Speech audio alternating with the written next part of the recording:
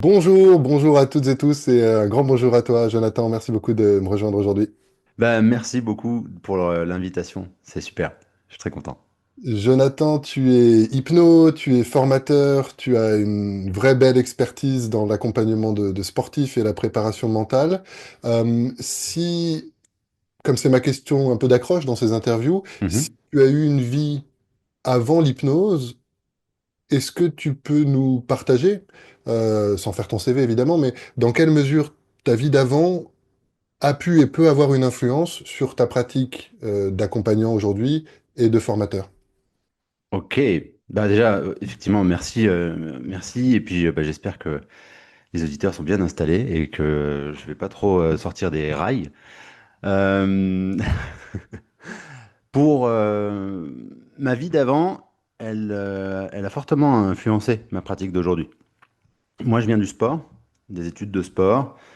euh, du sport de moyen niveau en tant que pratiquant, ensuite du professorat de PS, où j'ai été prof de PS 2 ans à faire des remplacements dans un lycée parisien.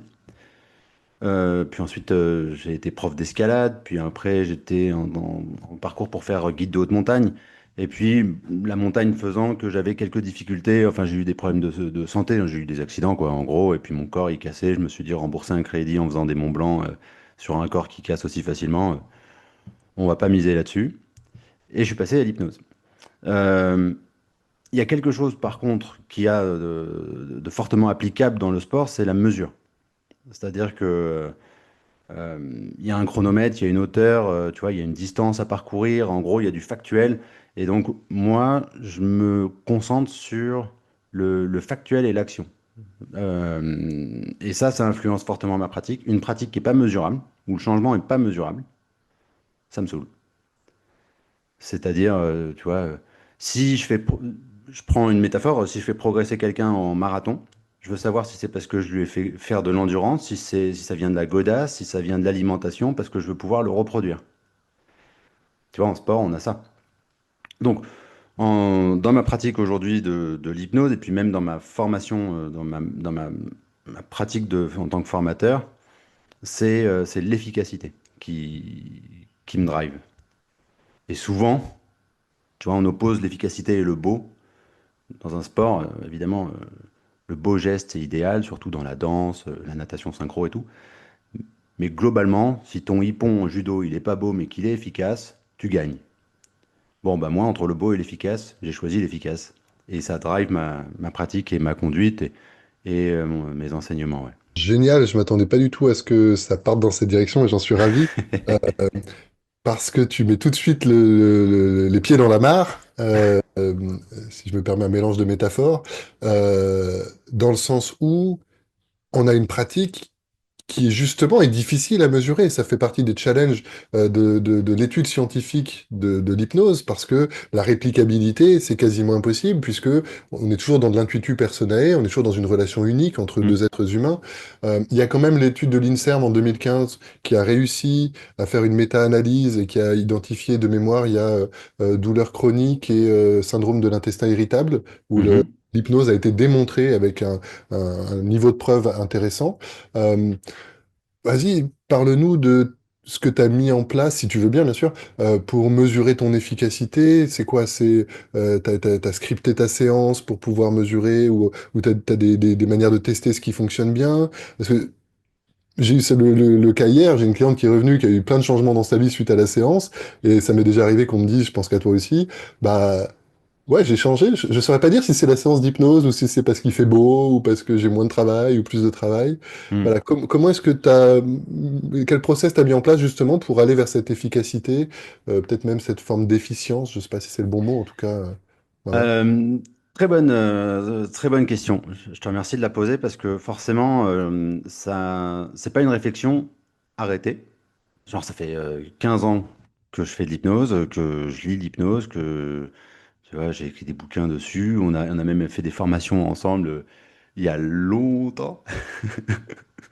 Et, euh, et, et c'est pas venu tout de suite. Parce qu'en hypnose, pour moi, il y a deux choses. Il y a l'hypnose en tant qu'outil, la suggestion indirecte et tout et tout. Les histoires encastrées, voilà, ça c'est l'outil que tu vas utiliser en séance. Et après, il y a le changement concret. Tu vois, quand quelqu'un dit j'ai fait de l'hypnose, est-ce qu'elle dit j'ai utilisé un outil ou est-ce qu'elle dit j'ai changé? Donc pour moi, c'est deux choses différentes. Donc au début, euh, je me suis fortement intéressé à l'outil.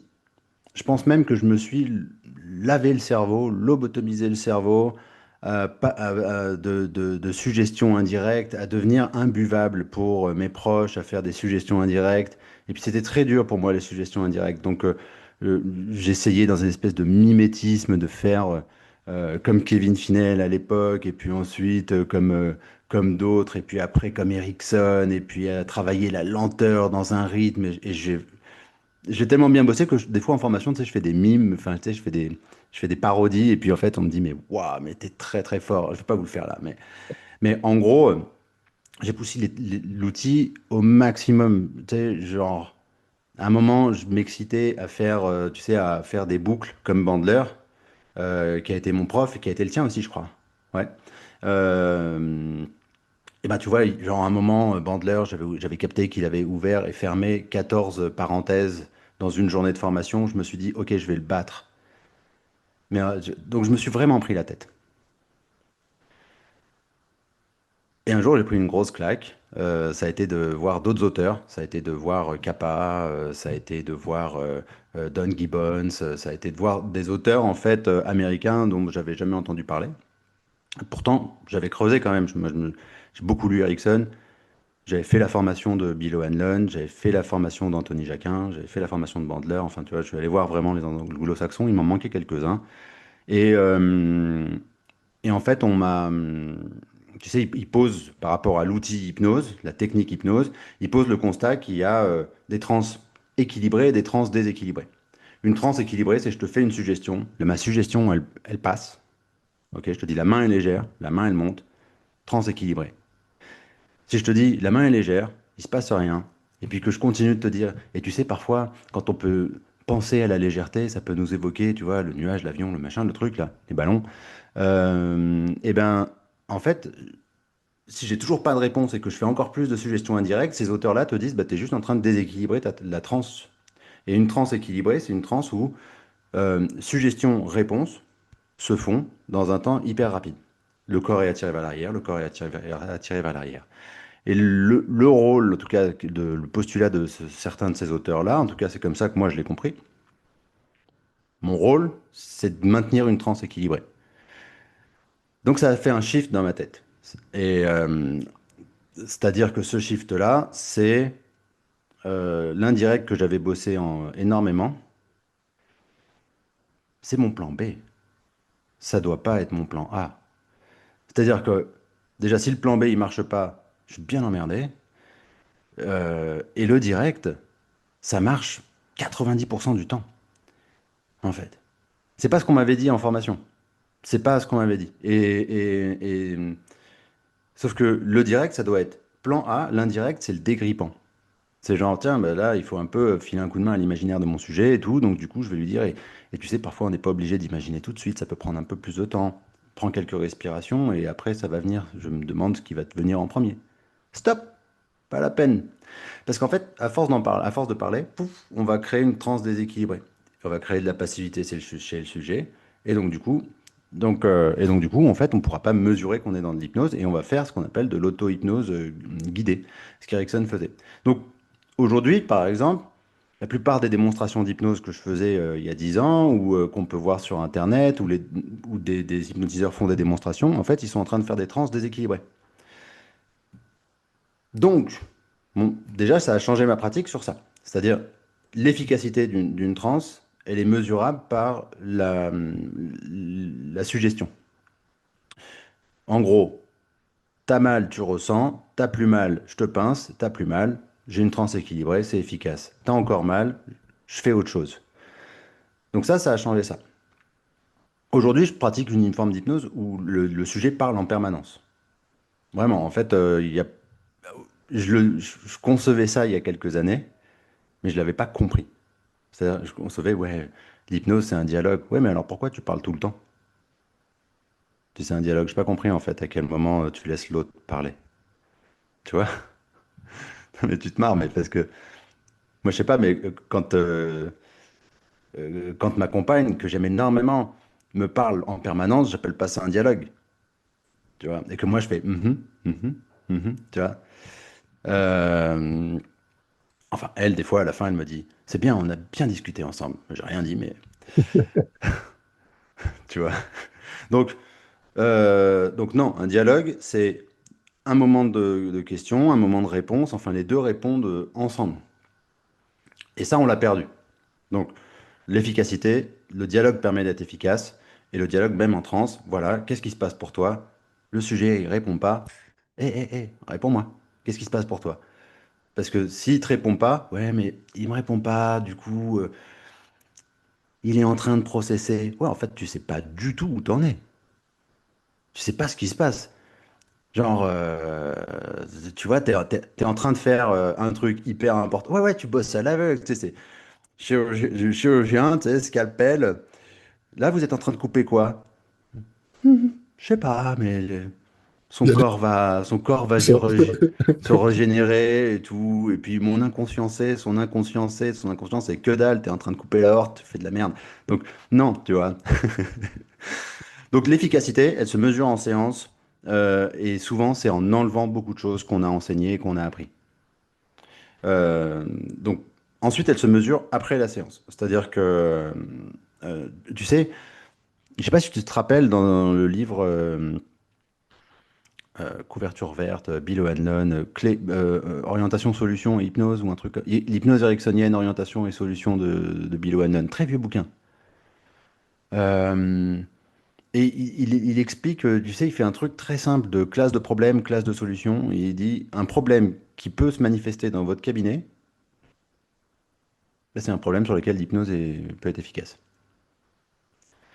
Donc, évidemment, je fume, ok, d'accord, mais vous fumez, vous êtes dans quel état? Je stresse, vous pensez à quoi pour stresser? Je pense à l'avenir, ok, pensez à l'avenir, vous ressentez du stress, je peux le bosser. C'est mesurable. Si à la fin de la séance, il n'y a plus ça, du coup c'est bon, tu vois, c'est efficace. Euh, et encore une fois, hein, je le redis, surtout, enfin, pour toi, mais pour les auditeurs, parce qu'en fait, moi, il y a 15 ans, j'avais testé, tu sais, le Rossi, votre inconscient va faire ce qu'il faut au moment où il faut, tu sais, faire que du Rossi, faire que. Placer des suggestions en fin de séance, vous verrez de quelle manière certains changements vont prendre la place. Et puis j'avais des clients qui me regardaient avec les gros yeux en disant, ouais, non, mais vraiment? Ouais, non, mais c'est normal de pas savoir consciemment pendant qu'inconsciemment quelque chose se fait à l'intérieur. J'ai complètement arrêté ça. Ouais, ouais, c'est le violon, tu vois. C'est comme, c'est l'ostéopathe qui m'a touché juste l'orteil et qui me dit, tu verras, ton corps va.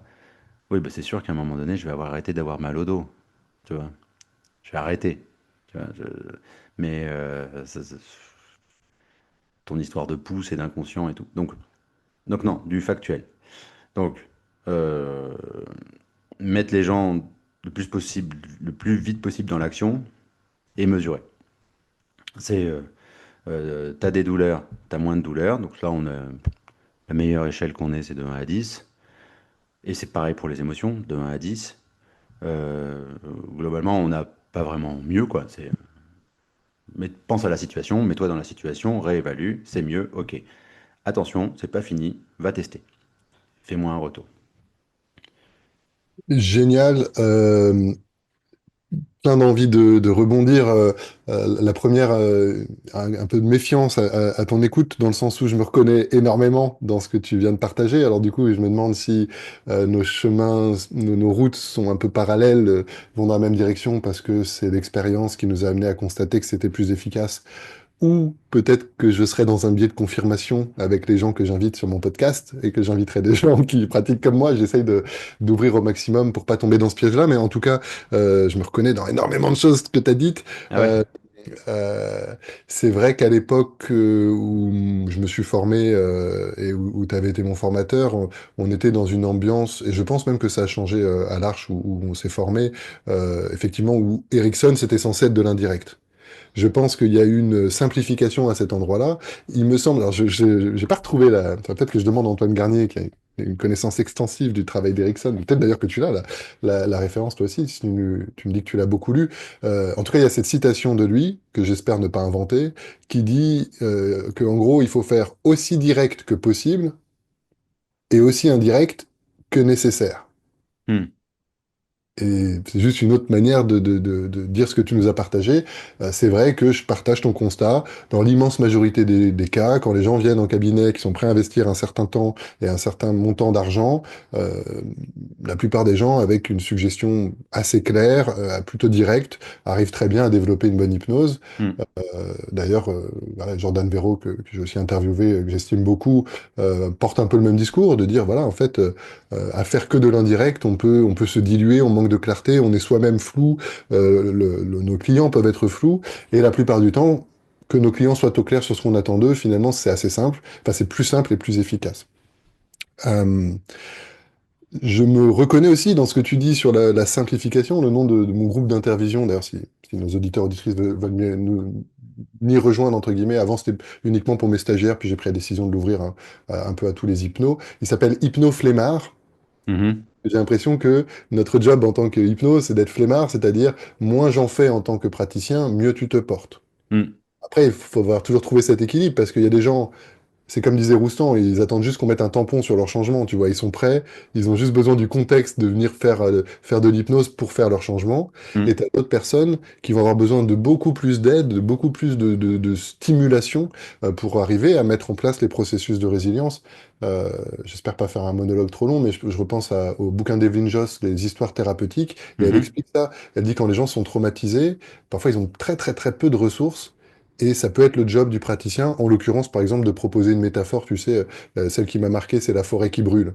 Ouais. La forêt qui brûle, il y a tout qui est détruit, il y a tout qui est noir, il y a tout qui est carbonisé, il n'y a plus de vie. Donc là, Hmm. tu parles à l'état de la personne, mais il y a la vie. Il y a la pluie, il y a les oiseaux, il y a le vent qui apporte des graines, qui fait que, et d'ailleurs, les cendres, ça devient de l'engrais pour les plantes Hmm. futures. Et il s'appelle Hypnoflemmard, also known as, aka, hypnose élégante. Non, je suis dans cette quête, tu vois, de ce que enfin, que je perçois chez toi aussi, cette quête de l'élégance en mathématiques, c'est le minimum d'étapes pour faire ta démonstration, Ouais. ou le minimum de termes dans ton équation, avoir voilà, le plus concis, le plus efficace. Bon, c'est une démarche d'une vie, en plus, comme je suis un peu bavard, que j'aime bien les mots aussi, parfois, enfin, j'en fais encore souvent un peu trop. Euh, Question très précise, totalement d'accord aussi avec mesurer avant-après. Ouais. Comment tu fais pour les situations où peut-être que c'est pas évident d'activer le comparatif avant. Il y a des gens qui disent bah ouais, j'ai une phobie des chiens, mais non, le fait de penser à un chien, ça m'active pas la peur. Il faut que je le croise le chien en vrai pour avoir l'émotion. Hmm. Et désolé, je te fais une question à tiroir, mais je pense que tu as vécu ça aussi. Parfois, le changement, il est évident. C'est-à-dire, tu fais une séance d'hypnose, elle pensait au chien, elle avait une poussée d'angoisse, à la fin, elle y pense, elle a un sentiment de sécurité, le problème est réglé. Mais parfois, l'hypnose, et c'est une vraie question challenging pour ton approche d'efficacité, et je suis très sincère, je suis curieux de ce que tu vas nous apporter comme réponse. Bah, parfois, l'hypnose, elle marche un peu en décalé. Parfois, ça met en place des choses qui font que la personne va se réorganiser, et le changement n'est pas toujours immédiat. Alors voilà, comment tu testes ça et comment dire, comment tu rebondis Yes. pour pas enfermer la personne dans un échec parce que au moment du test, le test serait pas concluant, par exemple. Ok. Très clair.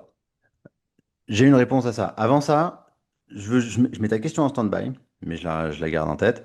Parce que je voulais revenir sur un autre truc, tu sais, sur l'indirect, effectivement, sur l'histoire, brièvement. Tu sais, j'ai eu une réflexion ben, assez, je sais plus, 2016, 2017, je sais plus, je commençais à vraiment réfléchir à cette pratique. Tu parlais de Jordan, on bossait beaucoup ensemble à l'époque et on se creusait aussi la tête sur ce truc de direct. Euh, Et puis on faisait les semaines du direct où on faisait que du direct. Enfin, tu vois, on testait. Euh, et puis est arrivée la réflexion autour du consentement, tu vois.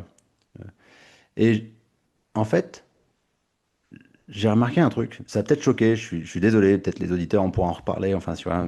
Mais c'est que où est le consentement? Tu vois, dans le direct, si je te dis Tu peux rentrer dans l'état d'hypnose maintenant et rentre dans l'état d'hypnose maintenant. Si tu me dis non, si tu veux pas, si tu n'y arrives pas, et que je te dis, tu peux te demander de quelle façon est-ce que tu peux rentrer dans l'état d'hypnose, sinon plus tard ou juste après la fin de cette phrase. Ok, autre contexte, contexte de drague. Salut Adrien, t'es super beau aujourd'hui. Tu veux sortir avec moi? Tu me réponds non. Ok, c'était direct de ma part. Tu me réponds non, tu peux me répondre non, tu peux me répondre oui. Tu vois, je reviens vite, aparté vite fait là-dessus, hein. Souvent, enfin, tu vois, on dit, on fuit les questions où on veut du non ou du oui. Enfin, tu vois, on fait que des questions ouvertes. Non, non, les questions fermées, c'est vachement bien. Moi, je dis, je veux que tu puisses me répondre oui ou non. Donc là, tu me réponds non. Ok, ça marche. Ça marche. Tu veux pas sortir avec moi ce soir. Et en même temps, quand tu y penses, est-ce que tu préfères plutôt sortir avec moi demain ou après-demain? Et là, tu dis, bah, gars, t'as pas compris en fait, t'as pas suivi le MeToo là. Oh, frère, tu vois. Eh ben, quand on enseigne en hypnose, si ça passe pas en direct, passe en indirect, bah, t'es en train de dire, t'es en train de faire exactement la même chose. Pour moi, bah, tu vois, ça passe pas, ben, prends l'option un peu forçage, tu vois. Et c'est là où, si ça passe pas, vaut mieux faire, ok, pourquoi ça passe pas? Qu'est-ce qui se passe? Bah, ma main, en fait, elle est lourde, elle est pas légère. Ah, super, génial. Ok, et là, tu vas avoir une image. Si tu n'en as pas, tu peux me dire. J'en ai pas. Ok, en fait, tu vois, faut déconstruire le fait de, de réussir à suggérer quelque chose. Euh, Toi et moi, on lit l'anglais et tout. Erickson, il fait pas des suggestions. He doesn't do suggestion. He give suggestion. Il donne des suggestions. Ça n'a rien à voir. Si je te donne un truc, tu peux le refuser, Adrien. Tu vois? Par contre, si je te fais un truc, c'est pas la même. Hmm. Tu vois? Et en français, en fait, on fait des suggestions. On fait, et du coup, ouais, on se retrouve à faire pour l'autre et on a peur du coup, le praticien se retrouve à avoir peur de l'échec et tout et tout. Voilà, ça c'était pour faire le lien entre consentement, problème de société, en tout cas hyper important, auquel moi je suis très sensible. Donc voilà, je pense qu'en fait, on respecte mieux le consentement et l'espace de l'autre en faisant du direct, en posant des questions fermées, en étant à l'aise avec le non, tout ça. Ce qui se passe dans la société, ça se passe dans notre cabinet. Et ce qu'on veut voir comme changement dans la société, ça doit se voir dans notre cabinet. Là, je te montrais mes poils parce que tu me donnais un frisson. Pour la réponse à ta question, écoute, eh ben, s'il y a un changement a posteriori, euh, sans lien direct avec l'hypnose, eh ben, pour moi, c'est pas un changement dû à l'hypnose. C'est un changement dû à l'accompagnement. Tu vois, SMS reçu hier d'une personne qui peut-être se reconnaîtra, qui était venue me voir il y a 1 an et demi. 1 an et demi pour réaliser un triathlon. À côté de ça, en fait, il y avait plein de choses de vie et on n'est pas parti sur le triathlon, mais on est parti vraiment sur de l'accompagnement type thérapeutique et tout. Et on s'est vu pendant 1 an et demi. Et moi, je gardais en tête quand même le triathlon, puisque c'est la demande initiale. Du coup, je vais revenir. Ouais, mais on en est où par rapport au triathlon? Parce que là, on a parlé de papa, de maman, de trucs, de machin, euh, et le triathlon.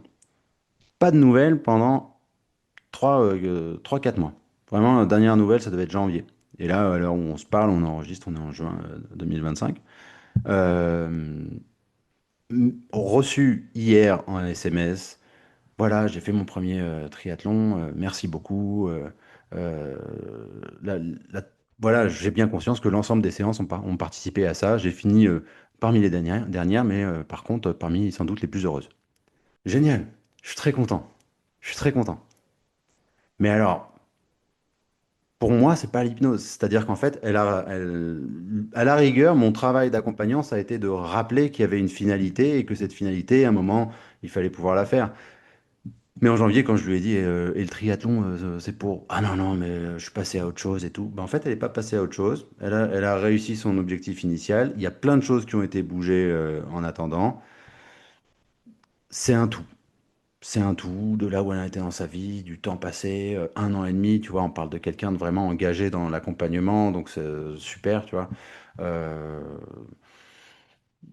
Tu vois, je nuance, quoi. J'avais lu un bouquin, tu sais, sur le DU de psychothérapie intégrative de Olivier Chambon. à Mm. Lyon, quand il a monté ça. 2015, un bouquin que je recommande vraiment.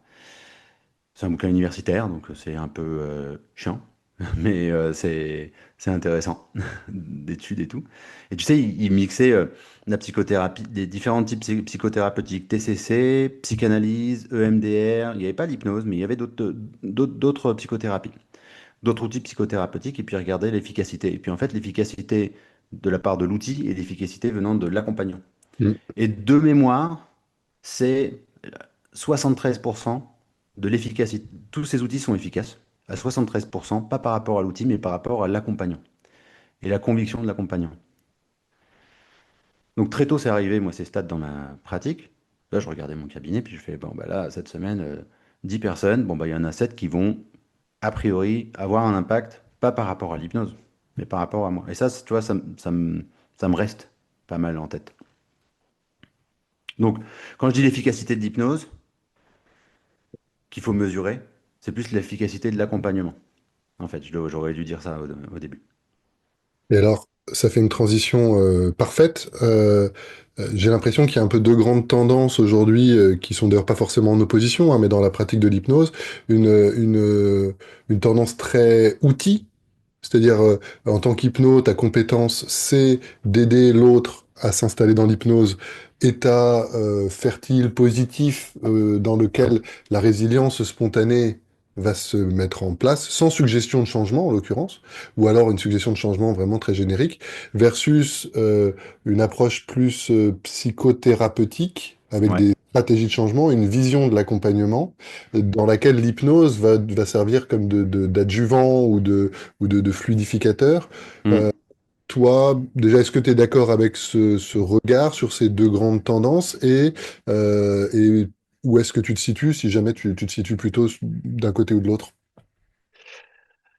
Elle est vraiment pas facile, cette question. Non, elle est pas sympa, elle est pas sympa. En plus, Elle on est joue sur vraiment les pas mots parce facile. qu'on sait qu'il y a des enjeux de légalité. Mais j'ai l'impression que, parce que c'est le but de ce podcast, c'est de poser ces questions qui se découvrent. Tu vois, ça fait une quinzaine d'années qu'on est dans ce domaine-là. Bah, ça fait, je crois, 2 ans que j'ai lancé le podcast et tu vois, c'est venu tardivement, le moment où je me prends dans la gueule. En fait, c'est après quelques années de formateur où je Ouais. me suis rendu compte, mince, en fait, je suis pas au clair sur le cadre de ma pratique Hmm. parce que notre pratique n'est pas réglementée et que chacun fait un peu ce qu'il veut. Et donc, voilà, notre entretien aujourd'hui et les interviews que je mène depuis quelques temps, l'essence, l'idée, c'est ça, c'est d'aller au contact de ces points sensibles où les T'as choses sont raison. plus claires, quoi. T'as raison, c'est hyper important. Euh, au, au- au début de ma pratique, j'ai été hypnothérapeute. Parce qu'on m'avait dit en formation que j'allais être hypnothérapeute. Puis après, il y a eu le terme a été légiféré. Donc, Je mets en pause, à vérifier, mais je ne crois pas que ce soit le cas. Le terme qui est protégé, qui est réglementé, c'est psychothérapeute, ouais, psychothérapie. ouais. En fait, c'est Hypnothérapie, c'est pas le psychothérapeute cas. et psychothérapie, et donc du coup, hypnothérapeute est passé un peu. Il y a eu des suspicions de attention, vaut mieux faire autre chose, pas utiliser thérapeute. Mais t'as raison de préciser ça. Je crois que personne s'est fait embêter pour l'usage du mot hypnothérapeute. Par Non, contre, si en tant qu'hypnothérapeute, il y a une confusion dans ta pratique sur ton site, sur le fait que tu puisses te présenter comme un psychothérapeute ou comme un soignant ou comme un médecin, ouais, et effectivement, ça rajoute du flou oui, et ça peut mettre en danger. Mais je ouais. crois que le terme en lui-même n'est pas problématique. Non, t'as raison. Le terme est pas problématique, mais il y a eu quand même une mouvance où on s'appelait praticien en hypnose, hypnologue. Alors moi j'ai essayé, mais je trouve ça hyper pompeux, hypnologue, genre euh, non, non, euh, j'aime pas. Et puis en plus, tu sais, c'est sur la connaissance, le logos, quoi. C'est pas sur l'expérimentation, c'est pas sur l'homme d'action, c'est pas sur, c'est ChatGPT peut être hypnologue à la rigueur, mais je pense parce que peut-être qu'il a assimilé plus de choses sur l'hypnose. Ah, Euh, c'est marrant, je rebondis juste parce que bah, il y a une trop belle possibilité voilà, d'échange là-dessus. Moi, j'ai gardé hypnologue quand je suis dans des sphères de connaisseurs entre pairs. ouais, Et j'ai une vision du logos, effectivement, qui est d'ordre de la connaissance, mais et je sais plus si il faudrait que je vérifie d'ailleurs si c'est. Je pense que ça doit être correct puisque je l'ai utilisé, mais j'ai plus la source exacte. L'idée que le logos, ça peut être aussi une démarche de recherche. Et quand je présente hypnologue, ce que j'aime bien, c'est qu'il y a le côté hypnose qui fait rêver, Ouais, logos qui fait sérieux, et il m'arrive de dire, je le dis moins parce que pareil, ça peut être pompeux et ça peut être un peu fallacieux aussi, ouais, dire que je fais de la recherche en hypnose. Alors je précise tout de suite, je fais pas de la recherche au CNRS. ouais, C'est juste que l'hypnose et les relations humaines sont tellement riches que à chaque échange, à chaque séance, à chaque formation, même là ensemble, alors on fait pas d'hypnose, on n'est pas en train de s'hypnotiser, mais on est dans une communication qui est forcément imprégnée de nos outils d'hypnose, et oui, on est dans une recherche de l'échange, de l'efficacité, du changement. Et donc voilà, dans un public informé, pour un public informé, j'ai gardé ce terme-là. ouais. Effectivement, pour le grand public, pour le coup, je me présente en tant qu'hypnothérapeute. Ouais, en fait, ouais, ben voilà, c'est ça, c'est que euh, je suis d'accord. Tu vois, moi, je lis beaucoup. Je lis un peu moins maintenant, mais je me suis abreuvé d'hypnose. Mais pour te dire, je prends quelques exemples, mais tu vois, Ma voix t'accompagnera de Sine Rosen, moi je l'ai lu, j'avais 14 ans. Je l'ai en 3 exemplaires parce qu'ils sont tous surlignés de façon différente. Transformation de Bandler, je l'ai en 4 exemplaires parce que pareil, il y en a un qui est défoncé, l'autre il a des sticks partout. Enfin, tu sais, je me suis abreuvé de ça, quoi. Je n'ai fait que ça. Je n'ai fait que ça à une époque de ma vie, tu vois. Euh, par rapport à ce... Et donc, du coup, l'aspect connaissance logos, oui. Je pense que, tu vois, j'ai essayé de chercher, je rejoins. Mais pour le grand public, et c'est pour le grand public qu'on se présente, en fait. Entre nous, on sait qu'on lit. De toute façon, quelqu'un qui lit pas, qui connaît pas le sujet, aujourd'hui, toi, moi, je pense que les auditeurs, ils peuvent le voir assez vite. Quoique, sur les réseaux sociaux, il y a certaines personnes qui font assez bien illusion de connaissances. Euh, donc, mais moi, j'ai choisi mon camp au début en étant hypnotiseur, à ce moment-là. J'ai enlevé hypnothérapeute, j'ai dit, moi, je suis hypnotiseur. Ça m'était venu d'une formation avec James Tripp. Donc James Tripp, qui est un anglo-saxon, super, énorme travail, enfin, moi, j'adore. Euh, Attends, mais c'est marrant parce que c'est Hypnosis Without Trance. Absolutely. Hypnosis without trance. L'hypnose sans transe. Donc c'est marrant de L'hypnose se sans trance. hypnotiseur, sachant que justement, Trip, il nous dit, de ce que j'ai retenu, qu'effectivement, on peut faire de l'hypnose sans état de transe formel, quoi. Ouais, mais en fait, il est coquin parce qu'en fait, c'était une bonne manière de se démarquer parce qu'en Ouais. fait, il en fait, puisqu'on est dans un bar, je fais l'anecdote, on est dans un bar, on est en train de boire une pinte. C'est ça qui est cool quand vous allez vous former au Royaume-Uni, c'est que il y a les pubs. Et on parle d'hypnose, puis il y a un type qui arrive et qui dit, bah voilà, je vous entends parler d'hypnose, moi j'ai peur des avions et tout, est-ce que vous pouvez me faire un truc? Et là, il y a un type en formation qui me dit, qui dit, ok, écoute, là, si je te montre un avion, tu flippes. Ah ouais, je peux même pas regarder en vidéo. Ok, regarde l'avion. Ah non, non, je peux pas voir. Ok. Et là, il lui fait une rupture de pattern. Enfin, il fait voilà, dans quelques instants, tu vas rentrer dans l'état d'hypnose. Ça marche. Tu vas appuyer sur ma main, puis tu vas plonger dans l'état d'hypnose. Et là, la rupture de pattern, elle passe, mais nickel, comme dans les films, quoi. Ok. Mais elle était bien amenée et tout. Donc, le type est par terre et allongé par terre, quoi. Et il lui dit, quand tu vas sortir de l'état d'hypnose, ton problème, de quel que ce soit, quelle sorte que ce soit, en fait, tu te démerdes comme tu veux, mais il est plus là. Et là, il se remet au bar, il reprend sa pinte, il se retourne vers moi, il fait bon, on en était où? Et on reprend la discussion. Là, moi, il y a mon cerveau, ok, qui pète un câble, tu vois, qui fait attends, écologie, intention positive et tout, c'est pas du tout ce que j'ai appris en formation en France et tout et tout. Et je fais, mais attends, mais là et tout, qu'est-ce que tu fais? Tu vas le laisser comme ça, résolution de problème, intention, tu vois, déplacement de problème et tout. Il me dit, wow, wow, wow, wow, wow, ça, toi, t'es bien français, toi. Toi, tu cherches tous les problèmes avant d'avoir testé déjà réellement les solutions. Moi, je suis hypnotiseur. Mon taf, c'est de mettre les gens dans l'état d'hypnose et de leur faire des suggestions. Point barre. Leur taf, c'est de se démerder pour appliquer la suggestion. Si ça passe, moi, ça m'a pris 10 minutes. Lui, ça lui a pris 10 minutes. Si ça suffit. Toi, tu es déjà en train de réfléchir à tout ce qui pourrait faire que ça suffise pas et que ça marche pas. Mais si ça marche pas, je ferai autre chose. Mais première étape, je fais ça. Je suis hypnotiseur. Je suis payé pour faire des suggestions. Du coup, le type sort de l'état d'hypnose juste après. Et véridique, ça fait vraiment genre du pif paf pouf. J'ai d'autres exemples où ça marche moins, hein. Mais là, le gars lui dit, ok, regarde la vidéo d'avion. Il regarde la vidéo d'avion. Il fait, putain, c'est incroyable, je ressens pas la même chose. Ok, super, merci, au revoir, tu vois. Et là, j'ai pris une claque. Tu vois, j'ai pris une claque. Que être hypnotiseur, il y a une posture de recherche d'efficacité de la suggestion. Et donc, longtemps, j'ai été hypnotiseur. Euh, je ne suis pas psychothérapeute et je ne fais pas de psychothérapie. Aujourd'hui, je suis moins hypnotiseur pour une simple et bonne raison, c'est que si mon travail est bien fait, dans certains cas de figure, mon job, c'est de ne pas avoir à utiliser l'hypnose. Et ça, c'est le sport de haut niveau qui m'a amené cette pratique-là. C'est-à-dire que bah là, au moment où on se parle, on a passé les Jeux de Paris, on prépare les Jeux de Los Angeles avec certains athlètes. Mon travail, c'est d'utiliser l'hypnose maintenant pour pas avoir à utiliser l'hypnose à Los Angeles 2028.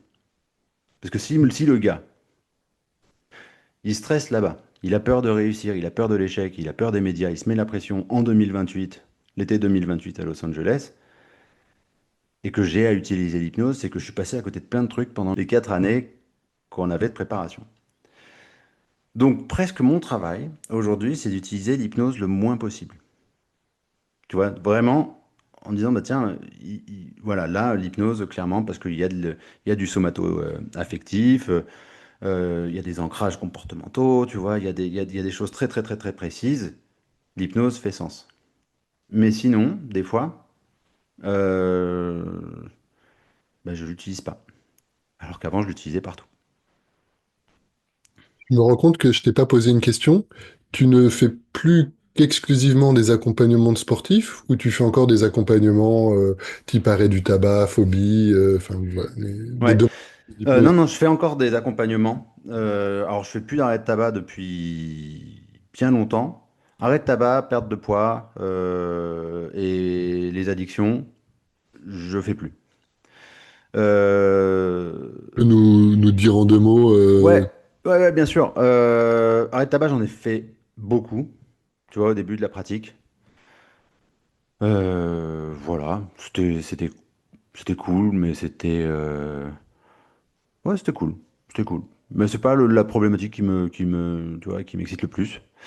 c'est pas Euh, l'efficacité, ça non, marchait mais bien. On a eu, enfin, c'est un truc qui t'excite moins à animer ça, ou ça m'excite moins. Puis en plus, il y a ce truc de réussite immédiate qui est vendu par d'autres. Toi, tu dis, bah ouais, mais attends, peut-être que ça peut être fait en une séance, peut-être pas. Enfin, et puis tu rentres dans une espèce de merchandising de cette problématique-là.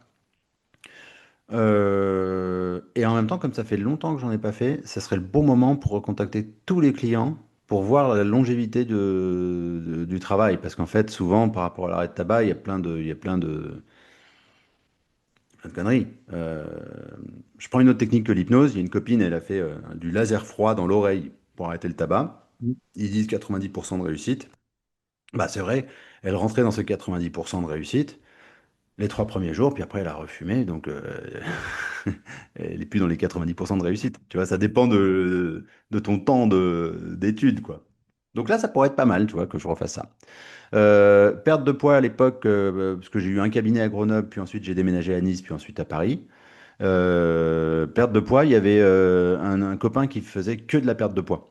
Donc à un moment, je dis, mais attends, mais moi, en une semaine, tu vois 40 personnes sur la perte de poids, même si c'est moi qui t'ai formé, il se trouve que, voilà, statistiquement, aujourd'hui, t'es plus fort, les meilleurs? t'es meilleur. Pourquoi? Parce que tu y as passé plus de temps.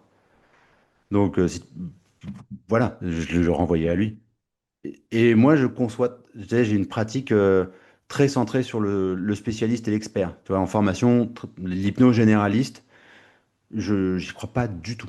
J'y crois plus du tout. Tu vois, l'hypno qui est bon partout, Non, non, non. Moi, j'ai 2 enfants, tu vois, comme toi, qui ont plus ou moins le même âge d'ailleurs. Bon, ben moi, s'il me se passe un truc avec mon gamin, je vais chez le spécialiste de l'enfant. Je vais pas chez mon généraliste, je vais d'abord chez le pédiatre, tu vois. C'est discutable, mais mais en tout cas, moi, c'est mon fonctionnement. Si j'ai une douleur à la main, je vais voir le spécialiste de la main, tu vois. Si j'ai le choix entre un ostéo, je sais pas, imaginons que ma compagne soit enceinte, ce qui n'est pas le cas, mais si on a le choix entre un ostéo du sport, un ostéo généraliste ou un ostéo spécialisé de chez la femme enceinte, il n'y a pas photo. Donc, tu vois, donc c'est pour ça que la perte de poids. Après, J'ai beaucoup bossé en maternité, autour de la naissance et la maternité à une époque. Donc ça, j'ai conservé. Tu vois, j'accompagne des couples autour de leur projet de grossesse ou Du coup, fertilité ou accompagnement de la grossesse ou les deux? les deux, tu Stylé. vois. Et les papas, comme les mamans. C'est marrant parce que je communique moins là-dessus, mais en fait, c'est même, moi, c'est quasi ce que je préfère, tu vois. Parce que bah, c'est entre faire les Jeux Olympiques et puis accoucher, je pense qu'accoucher, enfin, c'est plus dur que faire des Jeux Olympiques, tu vois. Alors, Ouais. va courir 10 secondes, va accoucher pendant 12 heures. Bah, je pense que celle qui a accouché pendant 12 heures, tu vois, c'est la durée d'un Ironman, quoi. Donc voilà, je continue ça, ouais, je continue certaines problématiques de vie. J'aime les problématiques de vie autour de la perte de sens, autour de l'estime. Euh, Après, il y a des choses que je fais plus et auxquelles je passe la main, tout simplement parce que je suis plus à l'aise avec. Tu vois, à une époque, je bossais beaucoup avec les enfants. Euh, et c'était super. Maintenant, je suis papa. Ça m'a flingué. Je peux plus bosser avec les enfants. Ah ouais. Ah ouais, ouais, ouais. Ouais, ouais, parce que ça me touche trop, parce que tu vois, parce qu'en plus, moi, je suis un papa poule, c'est-à-dire, je suis un papa poule qui, si je pouvais être payé pour faire que papa, je ferais que papa. Tu sais, j'arrêterais tout. Moi, je veux pas travailler, je veux faire papa. Tu vois. J'aime trop ça. J'aime trop ça. Et donc, quand je vois des pitchouns et tout, enfin voilà, donc les enfants, je bosse plus. Donc voilà, ouais, je fais encore de l'accompagnement. On va dire que ça reste 40% de mon activité et, d'accompagnant, tu vois, de séances. Et puis l'autre, c'est les sportifs, amateurs et de haut niveau. Pour challenger ton point de vue sur la spécialisation et qui va nous permettre de reboucler avec la question qu'on avait, la parenthèse qu'on avait ouverte tout à l'heure et qu'on n'a pas encore refermée sur la dimension plutôt hypnose ou plutôt accompagnement thérapie.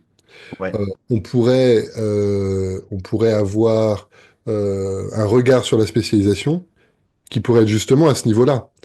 C'est effectivement peut-être sur l'arrêt du tabac, perte de poids, etc. Mais ça peut être, moi je suis spécialiste de l'hypnose et ma compétence, c'est d'aider l'immense majorité de mes clients à développer un état d'hypnose suffisamment ouais, profond et stable pour qu'il soit thérapeutique ou qu'il ouais, ait la résilience. On pourrait, mais là, l'écart est un peu plus grand à faire, se spécialiser sur des dimensions plus d'accompagnement thérapeutique. ouais. On a certaines de nos connaissances qui sont devenues gestalt thérapeutes. En tout cas, voilà. Euh, et c'est vrai que l'hypnose, en tant que telle, peut être une thérapie. La pratique de l'hypnose peut être thérapeutique, mais c'est pas la même chose mettre quelqu'un en transe et faire de la thérapie facilitée par l'hypnose. Euh, voilà, donc j'imaginais qu'on pourrait en tout cas avoir une forme de spécialisation à ces endroits-là, qui pourrait apporter un regard différent sur ce que tu nous proposes. Ouais, Faire aussi à la fois ces interviews et notre pratique, parce que c'est tellement riche qu'on peut avoir des points de vue différents, complémentaires et qui se justifient tout autant. Euh, complètement. si on atterrit cette question-là, et puis après, je veux bien que tu nous parles des différences justement entre la pratique d'accompagnement, on va dire classique en cabinet, et puis l'accompagnement de sportifs, en particulier sportifs de haut niveau. Comment tu as adapté, quelles sont les spécificités, ce que tu Mhm. peux avoir envie de nous partager sur ces pratiques-là. Je te rejoins complètement hein, sur la pratique, sur l'hypnose et l'accompagnement. En fait, de toute façon, il y a deux choses qu'on apprend en formation. En tout cas, pour celles que je connais, tu vois, la FNH où j'interviens de temps en temps, l'Arche dans laquelle je suis intervenu pendant pas mal de temps aussi. J'ai toujours commencé mes formations en disant, ici, vous allez apprendre deux choses. Ça fait cher quand même pour seulement deux trucs, mais, mais Mais deux c'est choses. Vous allez important. apprendre, tu vois, mais Vous vous allez allez apprendre. apprendre. Ouais, ouais, vous allez les apprendre, c'est-à-dire l'hypnose et l'accompagnement. Et c'est deux choses différentes. On peut faire de l'hypnose sans accompagnement et on peut faire de l'accompagnement sans hypnose. Et en fait, on va tenter le tour de magie de vous faire progresser dans les deux. À la fin d'une formation, je pense que tu l'as vu, il y a des stagiaires qui sont forts en accompagnant, ils sont forts accompagnants, ils sont un peu moins bons en hypnose. D'autres sont très bons en hypnose, mais en accompagnant, ils sont pas. Voilà, il y a des thématiques, il y a un rapport aux émotions, il y a un rapport à l'écoute de l'autre, tu vois, qui est pas encore, pas encore là. Mais ça viendra après. Et puis en plus, pas encore là, d'après les cadres qu'ont les écoles. Euh, Et je pense que c'est intéressant de ce curseur-là, on choisit jamais vraiment son camp. Moi, je choisis vraiment jamais vraiment mon camp. Il y a des moments en fin de séance, je me dis, tiens, là, j'étais très hypno, là, j'étais très accompagnant. Cette personne-là, est-ce qu'elle a plus besoin de l'accompagnant? Est-ce qu'elle a plus besoin de l'hypnotiseur? Et en fait, ce curseur, c'est un truc qui doit bouger, tu vois. Parce que justement, il n'y a pas un choix à faire. Tu vois, souvent, on nous met dans des situations de choix. Tout à l'heure, par des questions, tu m'as mis dans des situations de double lien, tu vois, et c'est pas grave, et je t'aime quand même, bisous. Mais, mais tu vois, ne choisissons pas, mais par contre, se mentons pas non plus. Tu vois, il y a des moments où je suis piètre hypno. Et je dis, bah là, ouais, j'aurais peut-être dû être hypnotiseur, tu vois, j'aurais peut-être dû utiliser l'hypnose. Maintenant, c'est pour la spécialisation. Clairement, aujourd'hui, il y a des thématiques. Je prends les addictions, je prends le sport, tu vois, que je connais très très bien. Ben, il y a des trucs à faire, il y a des trucs à pas faire, il faut connaître ces problématiques-là, tu vois. Toi et moi, on est arrivé avant qu'il y ait un phénomène de mode qui était comment ça s'appelle, le cerceau gastrique, là, ou l'anneau gastrique, ou je sais plus quoi. Hmm. Ok, la prise de poids, l'obésité, euh, ça a tellement de facteurs. Aujourd'hui, je pense que il faut prendre en compte tellement de facteurs qu'on peut pas juste poser un anneau gastrique comme ça. Faut être spécialisé tu vois, de la perte de poids. Parce Enfin, que la perte, tu peux, et parfois, avec du bol, ce sera suffisant, mais il y ouais, a une palanquée de cas, et probablement statistiquement bien plus importante, où ouais, au mieux, ça marchera pas, ouais. et au pire, ça pourrait avoir des effets contre-productifs délétères importants, quoi. Exactement, exactement. Je donne un exemple que je connais très très bien, pour le coup, le sport. On a des marqueurs là-dessus. Tu vois, par exemple, les suggestions du type, voilà, t'es dans ton futur, version idéale de toi, tout se passe très bien et tout. T'arrives à ta compétition, ça se passe bien, c'est la belle journée et tout.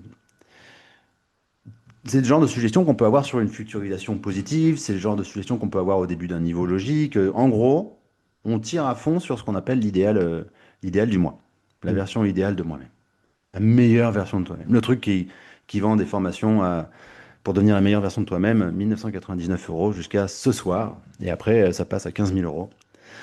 Version idéale de toi-même, ben en fait, si je fais ça à un sportif, on sait une chose, c'est que ça a une efficacité de 12% à l'échelle d'un an. Donc si je fais visualiser ça sur un an, dans un an, il y aura 12% des gens où effectivement ils seront encore habités par ça. Mais pour les 86 autres pourcents, ça aura créé de l'inefficacité, voire de la déprime, tu vois. Parce que la meilleure version de toi-même, tu l'atteins pas, parce qu'en fait l'écart il est trop grand, parce que bah, quand tu arrives en compétition, bah, c'est pas ce qui se passe. Tu avais prévu quand même que c'était avec une épaule qui est pas douloureuse, puis en fait tu as mal partout, puis en fait c'était avec cet entraîneur, puis en fait il a pas pu être là parce que, tu vois. Bref, ça se passe pas comme on veut. Et donc dès qu'on fait de la projection sur le futur avec un sportif, il faut faire ça avec beaucoup de prudence. Parce que on est en train d'essayer de programmer de la réussite. L'intention est très bonne, mais ça peut être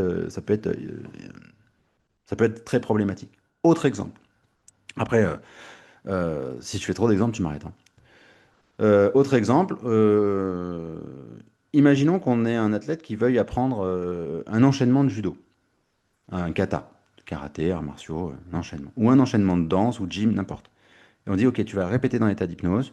Et puis ton inconscient, il va le répéter, tu vas le répéter en accéléré 50 fois, 100 fois en une minute. Très bien. Le temps d'apprendre ça et ton inconscient, il apprend. Suggestion qui pourrait être faite. Que j'ai fait moi au tout départ. OK.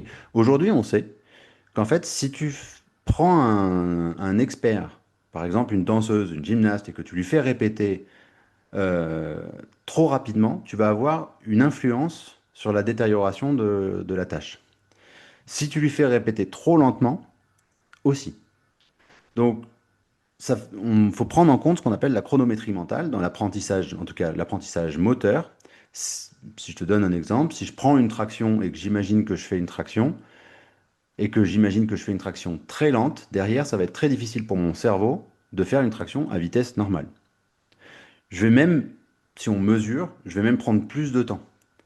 Donc quelqu'un à qui on fait imaginer tout un tracé en accéléré de son marathon, on va avoir une influence sur sa course, et sans doute qu'en fait, il va partir trop vite, ça va être infime, trop vite, mais du coup, il finira peut-être pas. Ouais, mais pourtant, j'ai fait toute la course 10 fois en séance d'hypnose ou en auto-hypnose. Ouais, mais c'est en fait, c'est à cause de ça que ça va pas marcher. Donc, tu vois, en fait, il y a des zooms, tu vois, il y a des finesses au niveau de la Mm. motricité, au niveau du construction d'une addiction et tout, que faut y aller, faut être prudent, faut bien connaître, tu vois, je pense. Hyper clair, merci. Et bon, si on pousse le curseur, il doit pouvoir y avoir trop d'exemples, mais je pense qu'on peut y aller avant qu'il y ait trop d'exemples. Ouais, ouais. Vraiment l'impression que voilà, justement, les exemples, les situations concrètes, c'est vraiment très aidant en formation, en thérapie et là dans ces interviews. Merci de le faire spontanément. J'oriente souvent mes interlocuteurs vers des exemples concrets parce que j'ai la croyance et l'expérience que ça aide vraiment à ce que les messages s'ancrent et soient les plus clairs possibles. Euh, Avant de refermer cette parenthèse de hypnose, accompagnement, comme j'ai l'impression que dans les formations en général, ok, normalement, le niveau de formation en hypnose, il est plutôt correct. Les gens, ils savent induire de la transe, ils savent faire du fractionnement, bon, voilà. Euh, Ils ont même souvent, d'ailleurs, peut-être si tu veux nous en parler, pourquoi pas, mais ils ont même souvent des idées de stratégie de séance Hmm. qui sont, je crois, plutôt raisonnables et plutôt sérieuses. En revanche, j'ai l'impression que sur le côté accompagnement, on est un peu léger.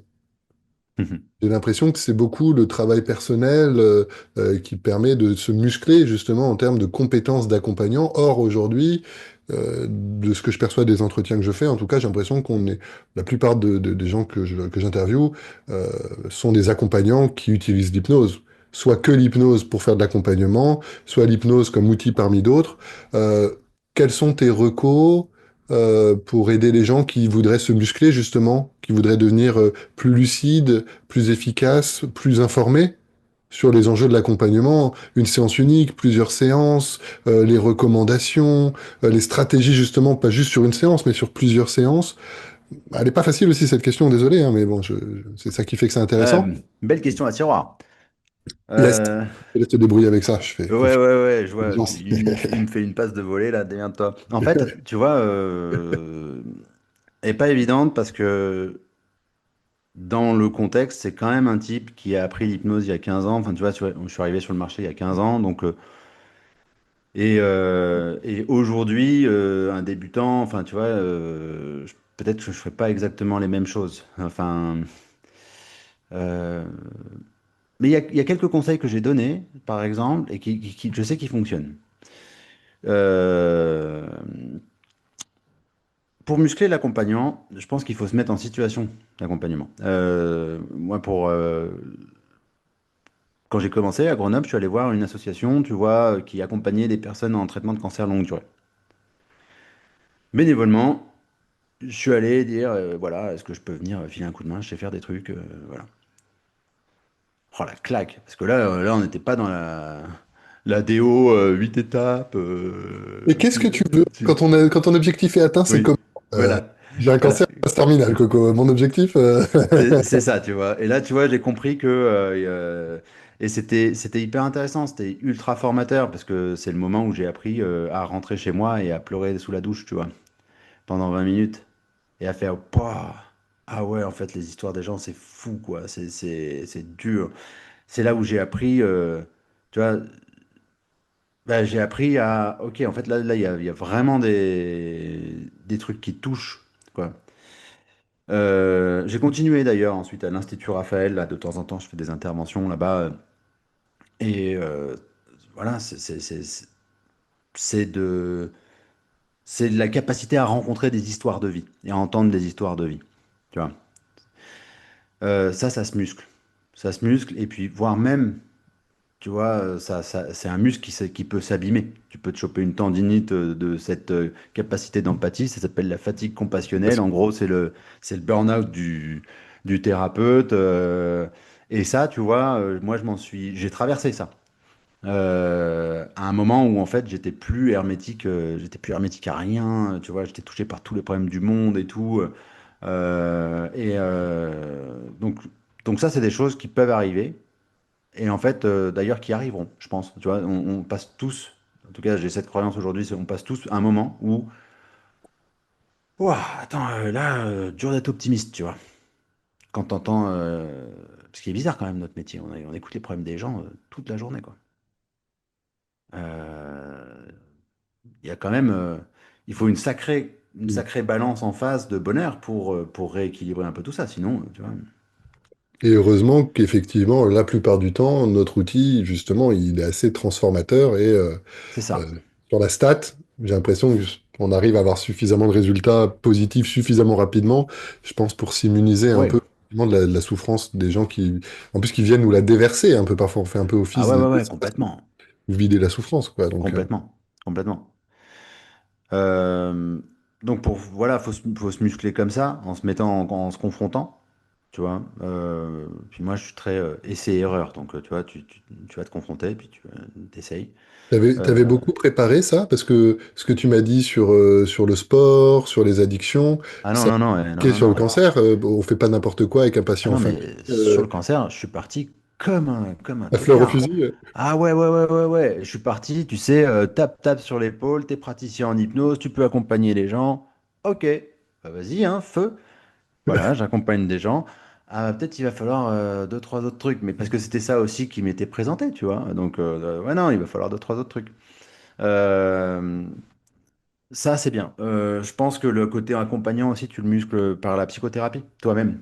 Tu vois, enfin, je sais pas où t'en es, mais moi, je sais que je vois. Moi, j'ai une armada de psy autour de moi. J'ai un psy pour moi, on a un psy de couple pour ma femme et moi. Enfin, tu vois, juste parce que tout va bien et qu'on veut continuer que ça aille bien, ma femme et moi, ou juste moi, tu vois, Mm. pouvoir continuer, ben, j'en ai besoin. Donc ça, pour moi, c'est, euh, c'est hyper important. Euh, Sens, ça m'avait été dit et je l'avais compris intellectuellement. Je pense que j'étais encore dans des illusions de toute puissance vis-à-vis de moi-même.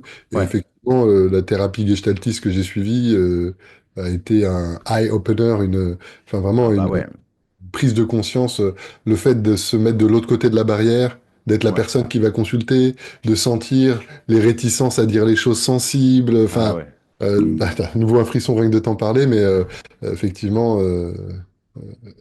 C'est normal qu'on puisse avoir des réticences à aller s'exposer en thérapie.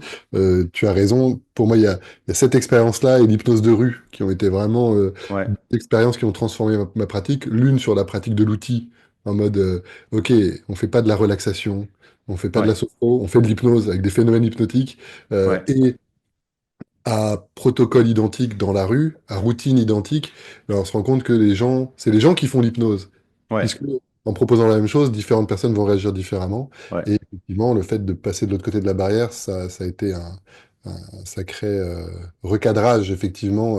Le côté un peu, oui, jeune hypno, youhou, on a un super outil. Ouais, enfin bon, ok, vas-y, viens travailler sur toi et on verra que c'est plus profond que juste un outil, en tout cas. ouais, complètement. C'est aujourd'hui, moi, c'est,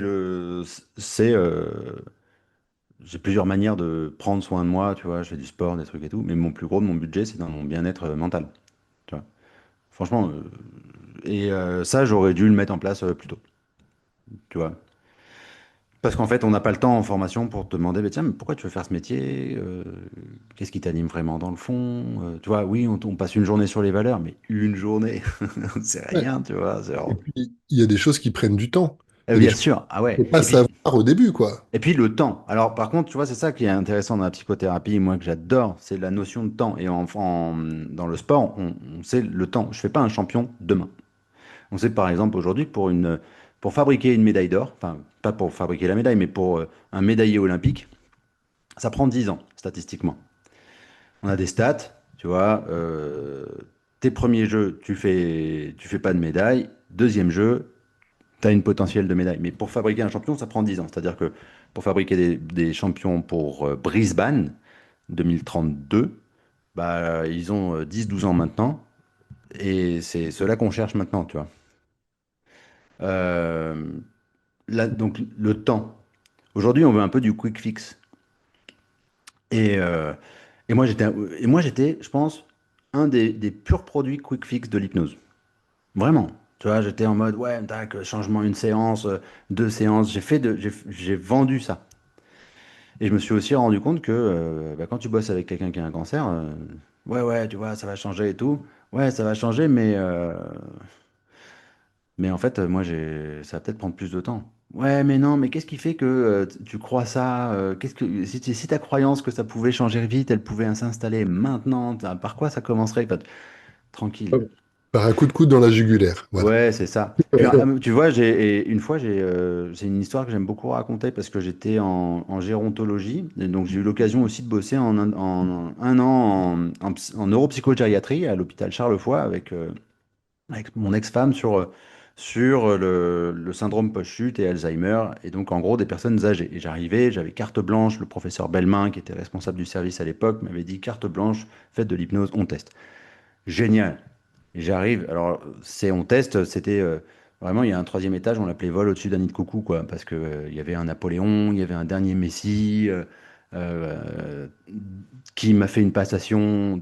Du coup, je suis le dernier grand Messie et derrière il a pu arrêter, tu vois, de taper tout le monde, de s'énerver et puis passer les 3 derniers jours de sa vie correctement, enfin calme avant de mourir. Bref, et il y a un coup, il y a une personne, elle a des douleurs, ça marche plus, genre peut-être 90 ans, j'arrive, moi, ok, alors voilà, on va faire douleur, et puis je commence à mes histoires de l'indirect, de machin, des trucs, bam. Et lui, il a 90 ans, tu sais, c'est un petit corps rachitique, perdu au milieu d'un matelas comme ça, dans lequel il s'enfonce, et là, il me regarde, il me prend la main, je me coupe, et il me dit, hé, ça va aller, hein. Et là, je me suis assis, j'ai fait, ouais, ça va aller. Comment vous vous appelez? Parce qu'en fait, ils m'ont dit comment vous vous appelez, mais et c'était quoi votre surnom? Puis tu vois, en fait, on a commencé à papoter et tout. En fait, il faut avoir peur, faut dépasser la peur d'être touché, tu vois. Parce que cette personne-là, en reparlant, elle est décédée depuis, bien sûr, mais tu vois, mais j'ai encore de l'émotion. Mais j'ai l'émotion de la rencontre. Et en fait, c'est ça, tu vois, qui se muscle avec le temps. Après, pour les nouveaux, moi, je vais partager une histoire, un tips qui marche assez bien. Parce que je pense qu'aujourd'hui, il y a un truc où il faut vraiment être sur les réseaux et tout. Je suis pas sûr. Moi, je pense que les gens, le rapport humain, il marche bien. Moi, j'avais testé un truc. Mon premier cabinet, il avait été rempli en un mois et demi. J'avais fait le technique des coiffeurs. La technique des coiffeurs, vous allez chez un coiffeur, puis vous parlez de ce que vous faites. Vous proposez à toutes les coiffeurs, les coiffeuses du salon, une séance gratos, deux séances gratos. Les coiffeurs, ils coiffent et ils rencontrent du monde toute la journée, puis ils parlent toute la journée. Du coup, après, bah, ils vous parlent de vous. Et puis en fait, j'avais fait 4-5 salons de coiffure, juste autour de mon premier cap. Au bout d'un mois et demi, j'avais vu tout le monde, gratos. Moi, ça m'avait permis de m'entraîner et tout. Le mois d'après, j'étais plein. T'avais amorcé la pompe, ouais. Ouais, j'ai refait ça à Nice, j'ai fait ça à Paris, enfin tu vois. C'est parler aux gens euh, plus que via le téléphone des gens, je pense, tu vois, c'est vachement important. J'ai digressé. Accompagnant, Ouais. tac, tac, tac, comment on se muscle, ouais. Il faut sentir sa limite. Moi, Hmm. il y a plein de fois en fait où j'ai pris des trucs où je sentais que tiens, si j'étais pas à l'aise avec cette thématique parce qu'elle me rappelait un truc, parce que peut-être j'étais pas au clair là-dessus, tu vois. Euh, J'étais pas à l'aise avec ça et je me rappelle d'une fois, tu vois, ça m'a pris longtemps avant d'arriver à ça, mais c'était une personne qui me parlait du décès de son grand-père. Moi, mon grand-père, je l'aimais énormément et puis en fait, quand il est décédé, j'ai mis vachement de temps à m'en remettre. Et en fait, il a fallu deux, trois séances pour lui dire, en fait, voilà, je pense que je suis pas bon là-dessus, tu vois. Je vais pas être la bonne personne. Et ça va. Tu vois, c'est vachement. Enfin, moi, ça m'a demandé du courage de le dire, mais la personne était vachement contente de l'entendre. Et j'ai l'impression qu'il y a un effet paradoxal, c'est que quand tu reconnais ta limite avec tranquillité quelque part. C'est pas tu t'effondres, je suis le plus nul de la Terre, c'est non, je suis un être humain, il se trouve que là... Et en plus, je me suis même pas rendu compte tout de suite, il a fallu 3 séances pour que je me rende compte qu'en fait, j'étais trop touché par cette problématique. Il y a un aveu de vulnérabilité, de faillibilité, qui en fait est hyper rassurant. C'est, putain, Hmm. si le thérapeute, il est capable de reconnaître ça, ses erreurs, avec tranquillité. Il y a une autorisation aussi à être fragile, Ouais, euh, qui est un peu à contre-courant de notre société. ouais. Et j'ai l'impression qu'effectivement, après, paradoxalement, les gens qu'on réoriente ou pour lesquels on reconnaît qu'on n'est peut-être pas la bonne personne, ça crée de la confiance. Et c'est des gens Ouais. qui peuvent être amenés à nous envoyer des gens alors qu'on n'a pas réussi à les accompagner eux, quoi. Mais complètement. Ça m'est arrivé plein de fois, tu vois. Et Parce une qu'en fait, confiance, c'est professionnel, quoi, c'est ouais. sérieux. Et puis moi, on m'a dit, tu vois, il y a des gens qui m'ont appelé en me disant, bah écoute, voilà, je vous appelle parce que vous avez bossé avec un tel et en fait, vous êtes un gars, à ce qui paraît, vous êtes honnête. Donc si vous ne pouvez pas faire, et en fait, Mm. au début, tout début de ma pratique, tu vois, je voulais entendre parce que vous êtes fort, parce que vous êtes compétent, vous êtes machin. Et en fait, je me suis dit, mais en fait, honnête, c'est vachement beau compliment, tu vois, plutôt Ah qu'être bah, fort, tu vois, parce que je peux mettre plein de paillettes et être très fort et être ultra malhonnête, tu vois, ou je peux être honnête. Ouais, en fait, honnête, c'est bien, tu vois. je trouve que tu nous fais reboucler de manière très, très fluide comme ça, avec, je trouve, une ambivalence de nos métiers, euh, où avec l'hypnose, on a quand même un outil qui est très puissant, qui est souvent très puissant, qui peut être très puissant. J'avais trouvé cette formulation que je trouve qui est peut-être un peu poétique, je sais pas ce que ça vaut, mais euh, tu vois, il faut qu'on fasse rêver les gens. Mm. Ça, c'est même la projection positive, enfin, c'est quand même, parfois c'est aidant quand même de pouvoir se projeter positivement, de donner de l'espoir que tu peux changer, tu vois, parfois c'est rien que ça, c'est ça qui peut même créer un changement qui sinon aurait été bloqué, inhibé. Euh, Faire rêver les gens, mais pas leur vendre du rêve. Mm. Et j'ai trouvé que tu vois, sur cette thématique autour du rêve, en tout cas euh, cette ambiance des mots, je dirais, et c'est pas évident de trouver la justesse entre être enthousiaste, optimiste, ouais, faire rêver les gens, ce qui je crois est nécessaire en tant qu'accompagnant et encore plus en tant qu'hypno, et en même temps arriver à être raisonnable. Bah, il y a une espèce de paradoxe euh, voilà, qui mérite, je pense, notre attention. Euh, Comme on se rapproche de la fin du temps qu'on a ensemble, on a encore, ouais, encore une vingtaine de minutes.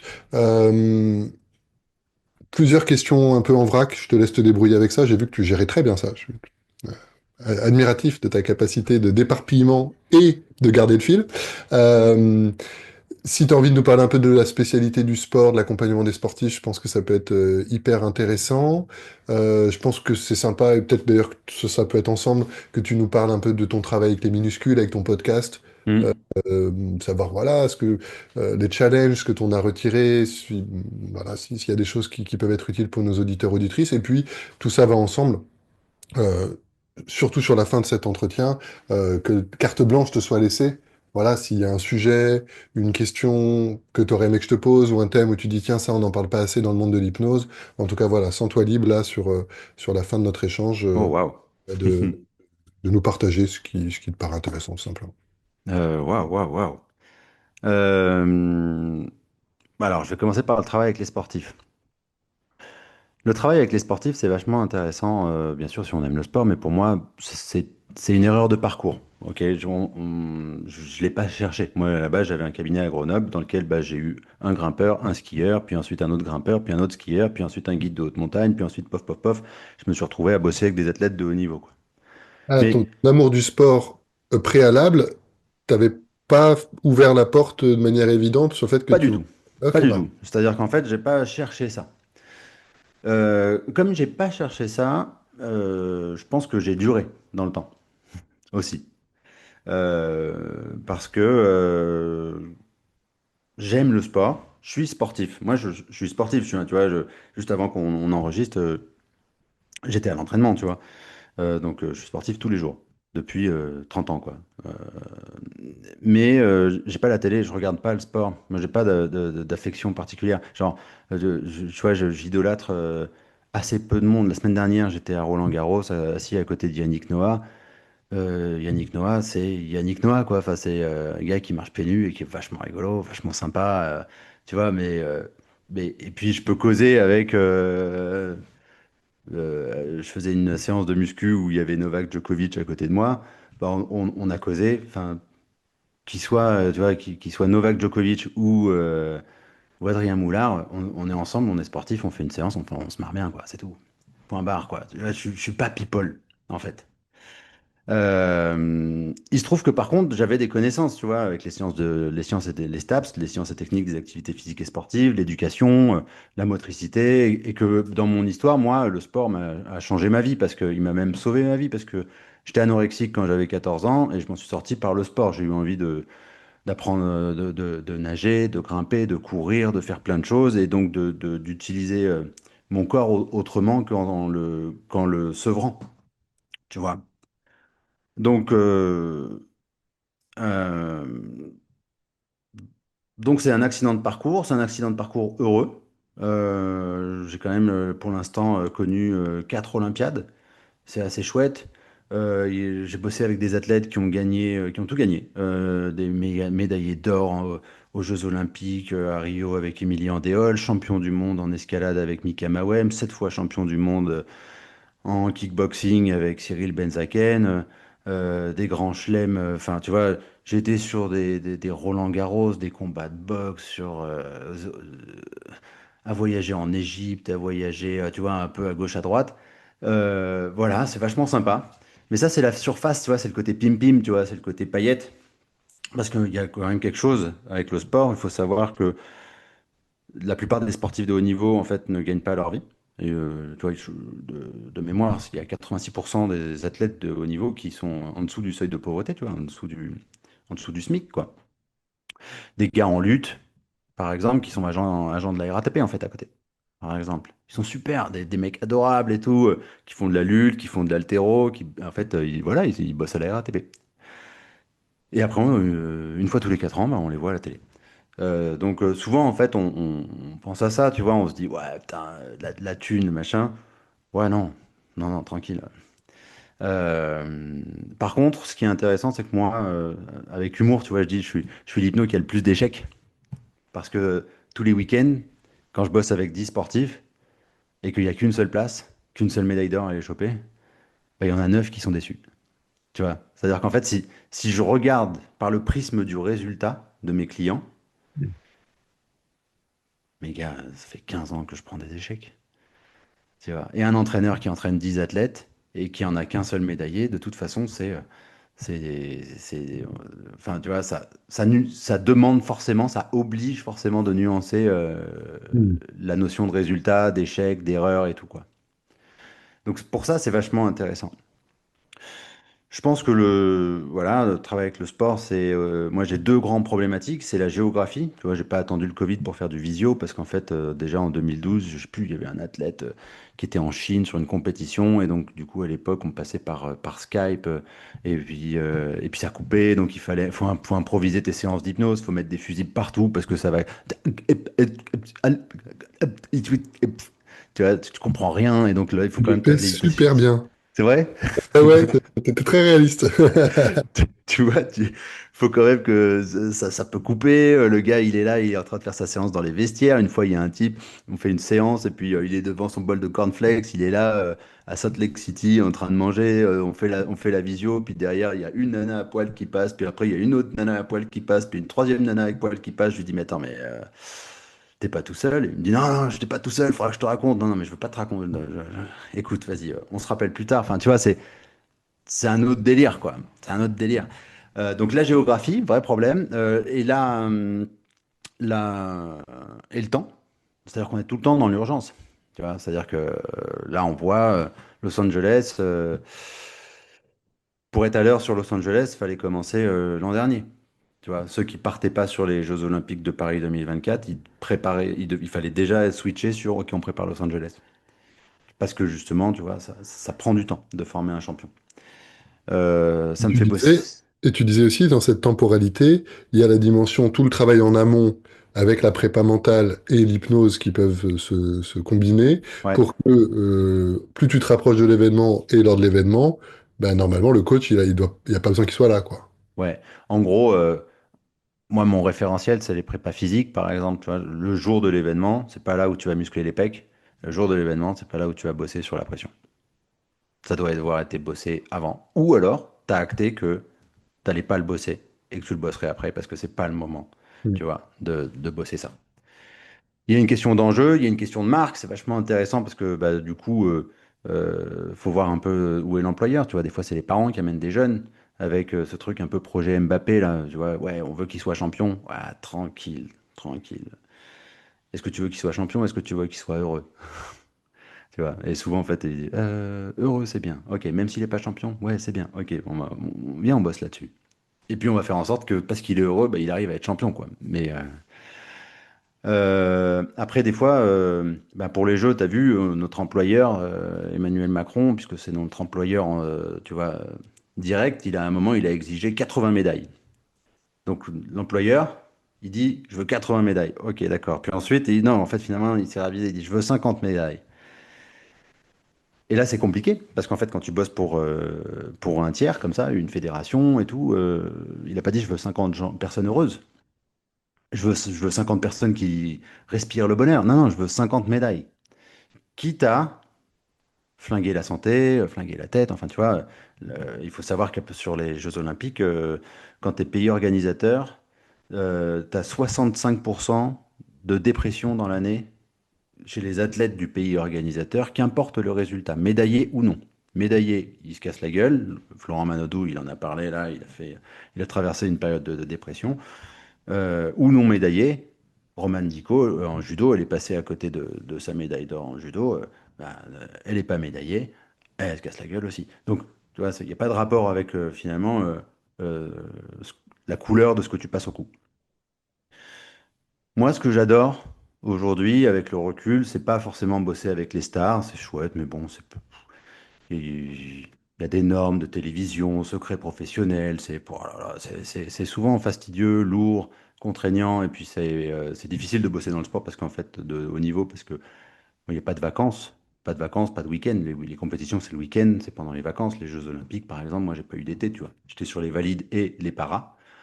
Donc, pendant 1 an et demi, j'ai bossé. Ouais. Euh, Ce qui est beau, et c'est ce que je préfère, c'est ce que ça m'a donné comme chance de vivre, c'est du travail sur le long terme. Il y a deux sportifs, deux grimpeurs avec lesquels j'ai commencé à bosser il y a 10 ans, Adrien. 10 ans. 10 ans. C'est-à-dire qu'il avait 12 ans, je peux donner son nom, c'est Arsène Duval. Et puis ça m'est arrivé avec d'autres, hein, mais là, c'est vraiment celui auquel je pense en premier. Mais les frères Duval, en escalade, on se voit, ils ont 9 et 12 ans. Et puis en fait, on s'est pas dit c'est parti pour 10 ans. Pas du tout.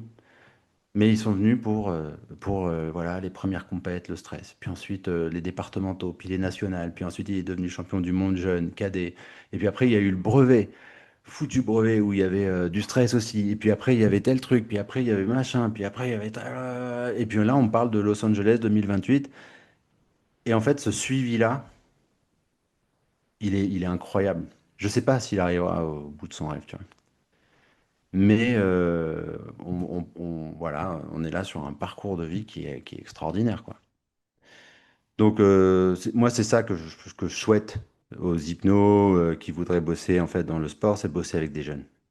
Parce que vous allez bosser, vous allez les voir évoluer, vous allez les voir devenir adultes, avoir un rêve fort, tu vois, et puis se relever. Enfin, moi, je préfère bosser avec un jeune plutôt que bosser avec Teddy Riner, tu vois, clairement. Parce que Ouais, il y a tout à construire, il quoi. y a tout à construire, en plus, l'hypnose, c'est vachement pédagogique comme outil. Sur, bah, tiens, questionne ton émotion, qu'est-ce qu'il y a derrière, elle te dit quoi et tout. Putain, t'apprends ça à un gamin qui a 14 ans, mais ça fait un adulte qui a un bagage qui est génial. Il arrivera peut-être pas à faire sportif de haut niveau, on s'en fout, mais par contre, ça va lui apporter une plus-value extraordinaire, quoi. Pour le coup, je résonne très fort avec ce que tu viens de dire parce que c'est vrai que l'accompagnement d'enfants et d'ados, en l'occurrence en dehors du sport, parce que moi j'accompagne pas de sportifs, c'est vrai que c'est sensible. C'est un moment où c'est bien de, aller d'être un peu vulgaire, c'est bien de pas faire de la merde. Ouais. Ah, Euh, putain, j'ai été vachement vulgaire, moi, pendant. Toi, non, ça tu. Ah ouais, va. ah ouais, d'accord. Et en revanche, non, non, même pas trop en plus. Mais non, mais en revanche, en étant précautionneux, putain, on peut faire, là, c'est un peu vulgaire. On peut faire, allez, non, mais ça vient du cœur. On peut changer des vies à un moment où les gens sont en construction. Donc c'est là où il faut être très précautionneux parce que les gens sont en construction, des enfants, des ados, si on leur fait passer de mauvaises idées dans un contexte de suggestibilité accrue, ça peut vraiment être vraiment délétère, quoi. Ouais, Mais en même temps, je me rappelle de cet ado qui faisait des crises d'angoisse et je lui demande, tu te rappelles comment c'est arrivé? Enfin, oui, je me rappelle très bien. Un jour, je m'ennuyais, je suis allé voir mes parents, j'avais dit, je m'ennuie. Mes parents m'ont dit, c'est très bien, va dans ta chambre, ennuie-toi, ça développe l'imagination. Il dit, je suis allé dans ma chambre, j'ai commencé à imaginer un film d'horreur, j'ai eu ma première crise d'angoisse et puis après, j'imaginais que j'allais faire ma prochaine et il s'est programmé comme ça. Et je me rappelle, attends, mais c'est génial, ça veut dire que tu as une super imagination. Tiens, si tu trop. imagines que tu rentres en hypnose maintenant. Tu vois. Ouais, Le mec, il est rentré dans une hypnose en 2 secondes, il a super imagination. Ok, maintenant dans ton hypnose, imagine que tu ajustes ton imagination pour garder ta capacité à anticiper le négatif, mais aussi imaginer tout le positif. Et en fait, il ouais, s'est régulé avec cette compétence. Et à 17 ans, bah, il aurait pu prendre un chemin de crise d'angoisse et il a pris un chemin, au contraire, de réappropriation de sa compétence imaginative de manière plus juste entre le négatif et le positif. ouais, On ne le prive pas, évidemment, de sa capacité à imaginer le négatif, parce hmm, qu'elle est fondamentale, cette capacité. Il faut bien juste pas sûr. qu'elle nous submerge. Ouais. Je suis très, très touché, et en plus, ça faisait longtemps qu'on ne s'était pas parlé, et puis je suis très content aussi. Ce que je découvre avec ces interviews, c'est que c'est aussi l'occasion d'être en lien humain, et puis même si on se connaît depuis un moment, bah, de se redécouvrir aussi, parce que ouais, il y a toujours des facettes de nos activités voilà, qui peuvent bouger ou qu'on Ah s'était moins ouais. présenté. Ah, puis on change. Enfin, moi, je suis pas le On avance, même c'est ça. que quand on s'est rencontrés. Et c'est Et même, normal, tu vois. même quand on est allé boire un verre, parler de notre premier enfant à l'époque, voilà, on n'était pas les mêmes. Ouais. Euh, je serais curieux que tu nous dises 2 mots de ton podcast sur les minuscules, et puis je te Ouais. dis, voilà, il nous reste 5 minutes. Si jamais il y a un sujet, un thème où tu te dis, ah, ça me tient à cœur, j'aurais aimé qu'il me questionne là-dessus, ou j'ai un cri du cœur, quelque chose à faire passer. Ok. Voilà. Oh Ça là n'est- là. Écoute, merci pour la proposition.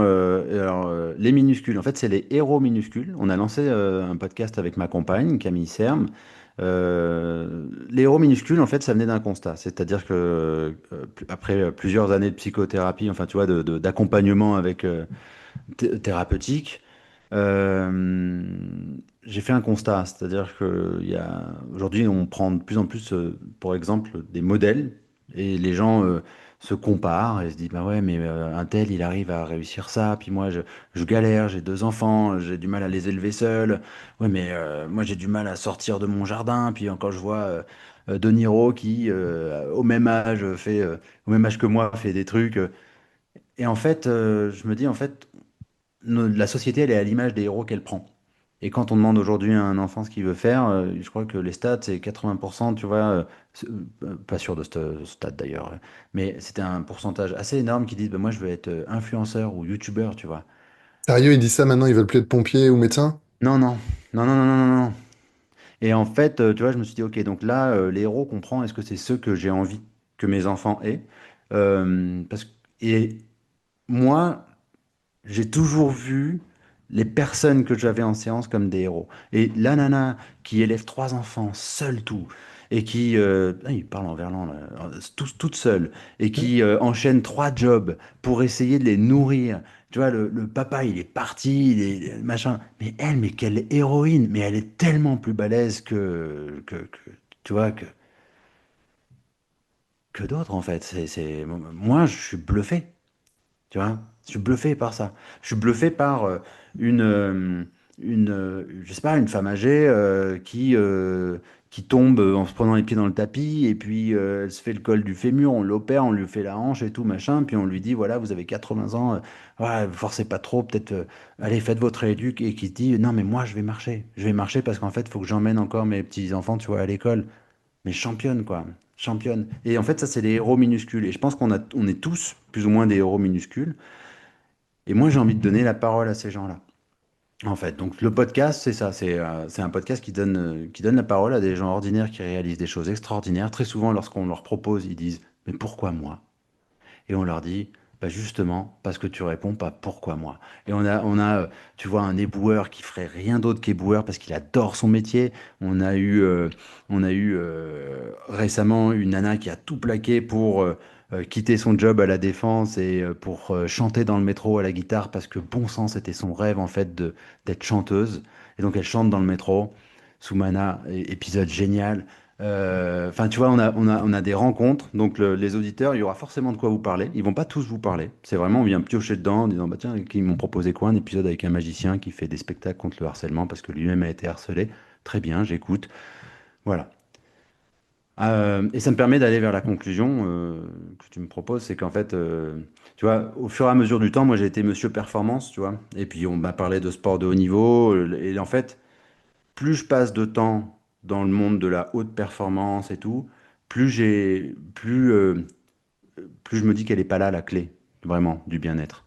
D'abord parce que pour prendre l'exemple du sport de haut niveau, tous les athlètes se blessent. Le sport de haut niveau, c'est pas bon pour la santé. Ça, c'est l'OMS qui le dit. Parce que c'est pas bon de faire cinq fois du sport dans la semaine. Oui, mais Jonathan, tu disais que tu fais du sport tous les jours. Ouais, je sais, mais j'ai des paradoxes. Euh, mais tu vois, ça abîme le corps. 3 fois, c'est suffisant. Au-delà de 4, tu flingues, t'abîmes le corps, quoi. Donc le sport de haut niveau, c'est pas bon pour la santé. Il y a plein de personnes qui sont très malheureuses dans le sport de haut niveau, des entraîneurs comme des athlètes, comme des staffs.